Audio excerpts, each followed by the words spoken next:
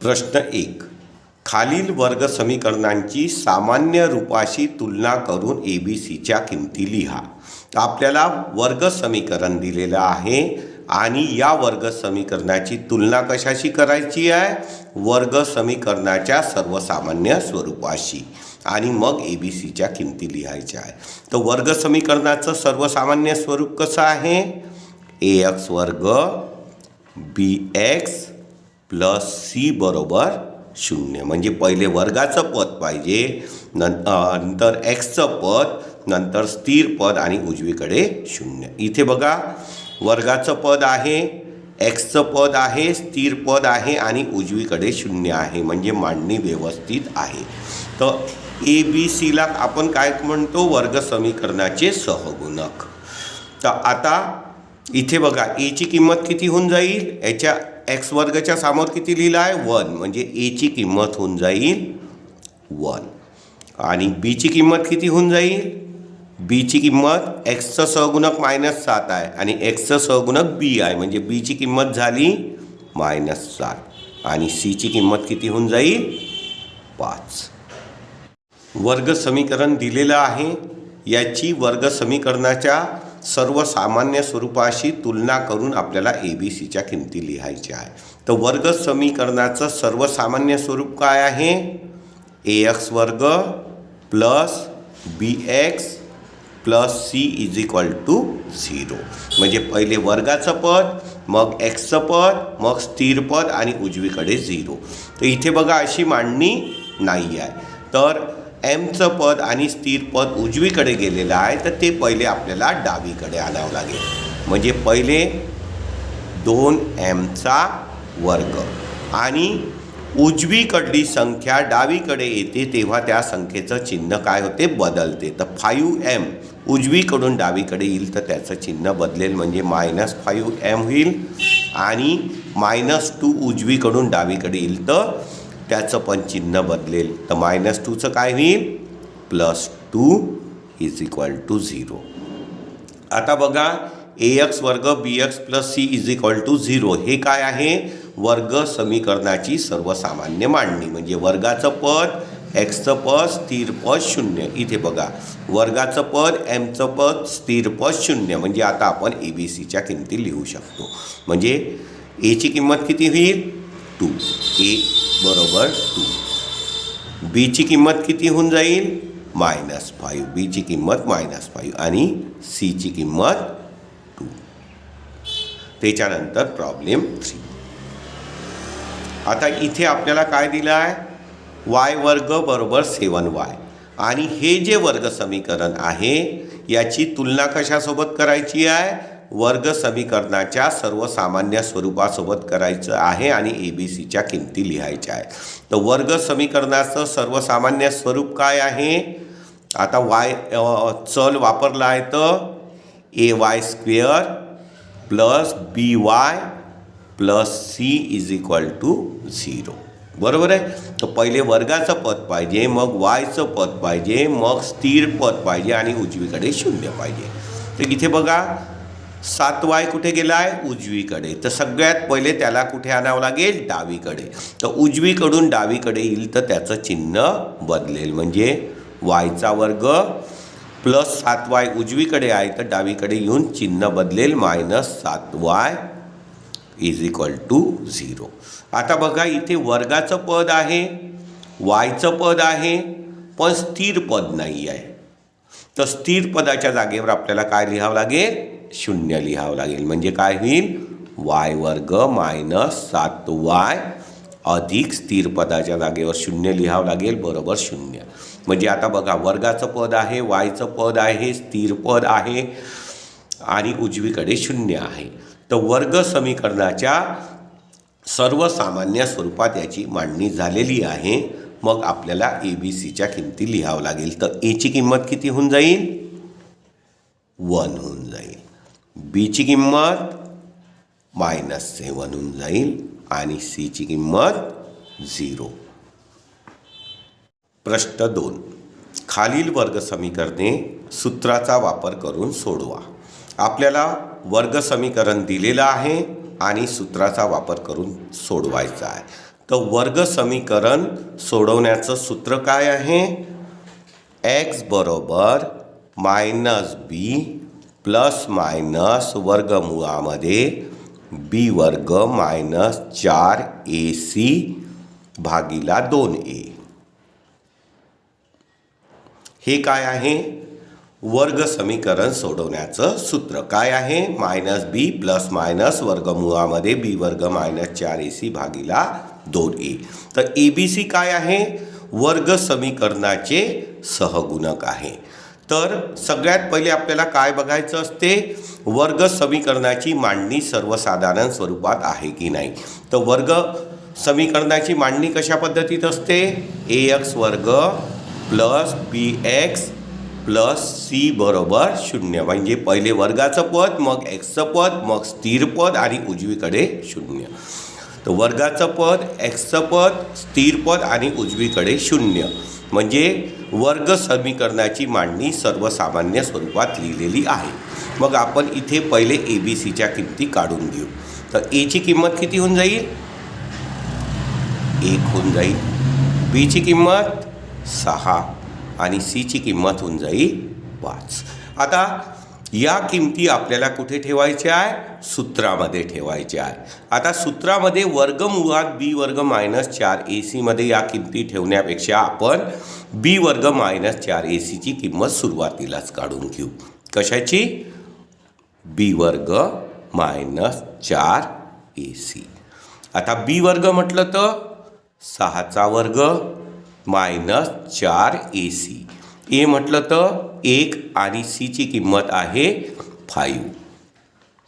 तर 6चा वर्ग किती होऊन जाईल? 36 मायनस 4 1 4 4 5 20 आणि 36मधनं जर 20 वजा केले तर किती राहील? 16 राहील. म्हणजे बी वर्ग मायनस 4ac ची किंमत 16 झाली. आणि आता या सगळ्या किमती आपल्याला कुठे ठेवावं लागेल? सूत्रामध्ये. मग काय होईल? एक्स बरोबर, आता बघा, मायनस बीची किंमत किती आहे? 6 प्लस मायनस वर्गमुळामध्ये बी वर्ग मायनस 4ac ची किंमत किती काढली आपण? 16 भागिला 2 गुणिला ए. एची किंमत आहे 1. आता आपल्याला याला काय करावं लागेल? सोडवावं लागेल. म्हणजे काय होईल? एक्स बरोबर मायनस 6 प्लस मायनस 16चं वर्गमूळ किती आहे? 4 आहे. 4चा वर्ग 16, 16चा वर्गमूळ 4 आणि इथे बे 1 बे. आता आपल्याला इथे 2 समीकरणं मिळतात, एक प्लस असलेलं आणि एक मायनस असलेलं. म्हणजे काय होईल? एक्स बरोबर मायनस 6 प्लस 4 भागिला 2 किंवा दुसरं कोणतं मिळेल? एक्स बरोबर मायनस 6 मायनस 4 भागिला 2. एक प्लस चिन्ह असलेलं, एक मायनस चिन्ह असलेलं. मग काय होईल? एक्स बरोबर प्लस मायनस आहे म्हणजे वजाबाकी होईल. चिन्ह बदललेले आहे. तर वजाबाकीला मोठ्या संख्येचं चिन्ह. तर 6तून 4 गेले तर 2 म्हणजे मायनस 2 भागिला 2. आणि इथे काय होऊन जाईल? 2 2 कटून जाईल म्हणजे किती येईल? 1 बे 1 बे. एक्स बरोबर मायनस 1. आणि इथे काय होईल? एक्स बरोबर चिन्ह कसे आहे? सारखे आहे. चिन्ह सारखे असेल तर बेरीज होते. समान चिन्हांची बेरीज, मायनस चिन्हांची बेरीज मायनसमध्ये होते, प्लस चिन्हांची बेरीज प्लसमध्ये होते. तर मायनस 4 आणि मायनस 6 किती होऊन जाईल? मायनस 10 भागिला 2.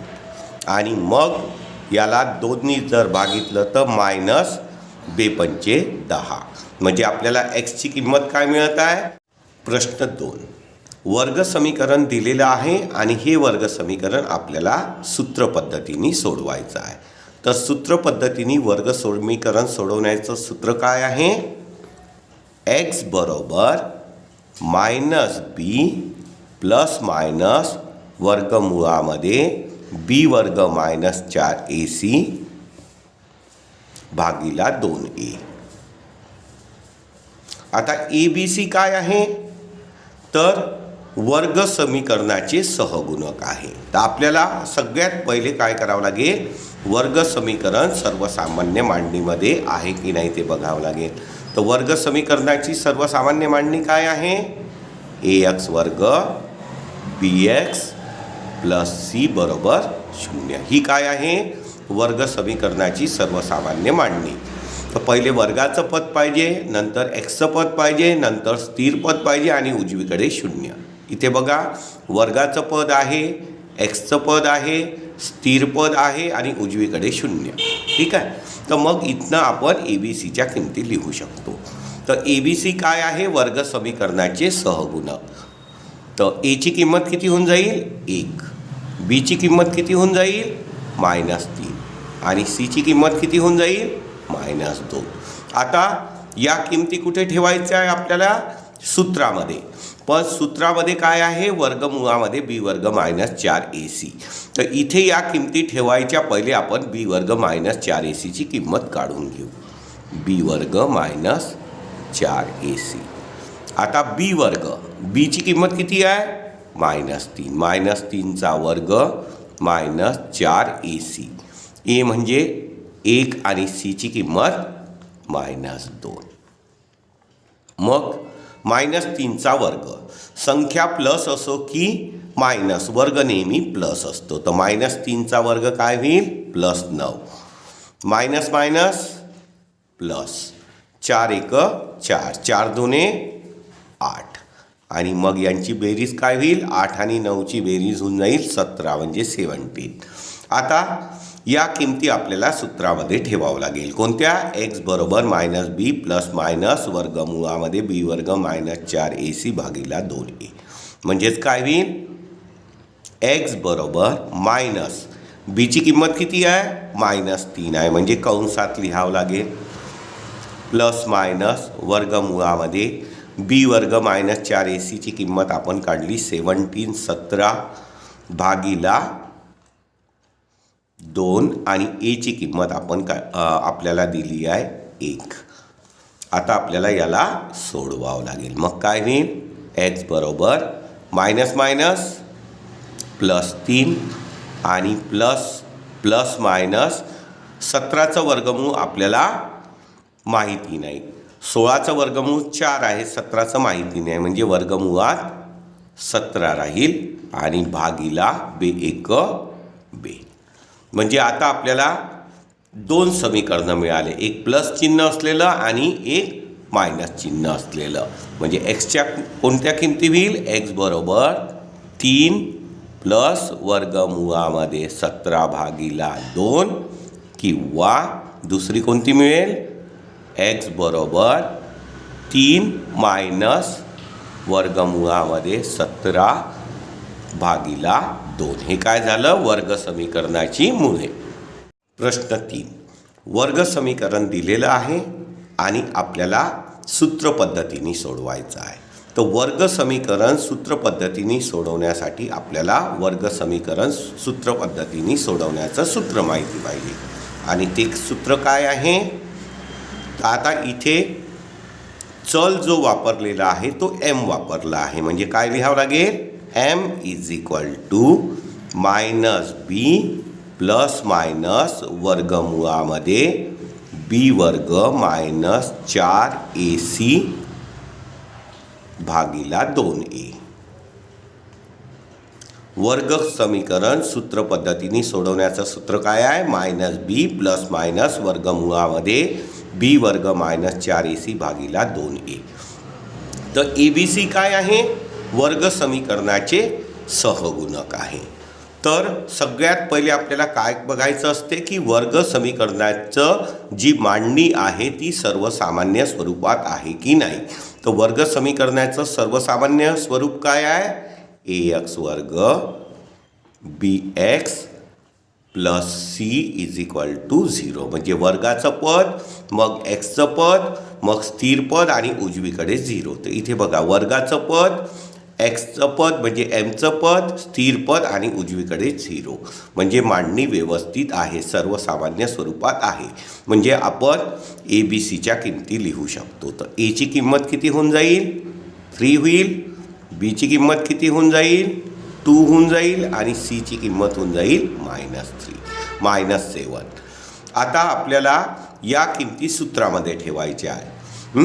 पण वर्गमुळामध्ये बी वर्ग -4ac असल्यामुळे ही किंमत आपण पहिले काढून घेऊ. काय बी वर्ग -4ac बी वर्ग -4ac. आता बी म्हटलं तर काय होईल 2चा वर्ग -4 ac. ए म्हटलं तर 3 आणि सी म्हटलं तर -7. तर मायनसची संख्या कंसात लिहायची.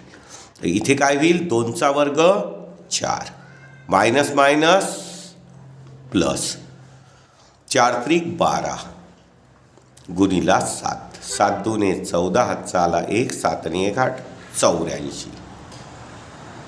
आणि 84 आणि 4ची बेरीज केली तर किती होऊन जाईल 88 होऊन जाईल.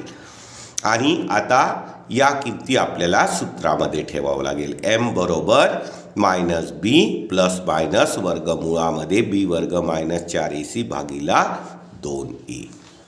आता बघा m बरोबर काय होईल m बरोबर मायनस बीची किंमत किती आहे 2 प्लस मायनस वर्गमुळामध्ये बी वर्ग -4ac ची किंमत आपण किती काढली 88 म्हणजे 88 भागिला 2 गुणिला a. ची किंमत किती आहे 3 आहे 3. आता याला आपल्याला सोडवावं लागेल. आता 88चे फॅक्टर्स पाडावं लागेल म्हणजे अवयव पाडावं लागेल. 88चे काय होईल 2 गुणिला 44 मग 2 गुणिला 2 गुणिला 22 मग परत 2 गुणिला 2 गुणिला 2 गुणिला 11. ठीक आहे. तर इथे बघा 2ची एकच पेअर पडत आहे एकच जोडी पडत आहे. तर ही वर्गमुळाच्या बाहेर निघेल आणि याचं उत्तर काय होईल 2 वर्गमुळात 11 दुने 22. मग काय होईल m बरोबर -2 प्लस मायनस याला आपण काय लिहू शकतो 88ला 88ला वर्गमुळात 88ला 2 वर्गमुळात 22 भागिला 3 दुने किती होऊन जाईल 6 होऊन जाईल. मग काय होईल m बरोबर बघा इथनं आपण 2 कॉमन काढू शकतो 2 कॉमन निघून जाईल. इथनं 2 कॉमन काढा मग काय होईल 2 कॉमन निघालं तर इथे -1 प्लस मायनस 2 कॉमन निघालं तर राहील वर्गमुळात 22 भागिला 6. मग आता इथे आपण 2चा भाग टाकू बे 1 बे बे त्रिक 6 म्हणजे आता आपल्याला उत्तर काय मिळेल m बरोबर -1 प्लस मायनस वर्गमुळामध्ये 22 भागिला 3. तर अशा रीतीने आपल्याला mच्या 2 किमती मिळाल्या एक प्लस असलेलं आणि एक मायनस असलेलं म्हणजे m बरोबर -1 प्लस वर्गमुळामध्ये 22 भागिला 3 किंवा m बरोबर -1 मायनस वर्गमुळामध्ये 22 भागिला 3 आणि हे काय झाले वर्ग समीकरणाचे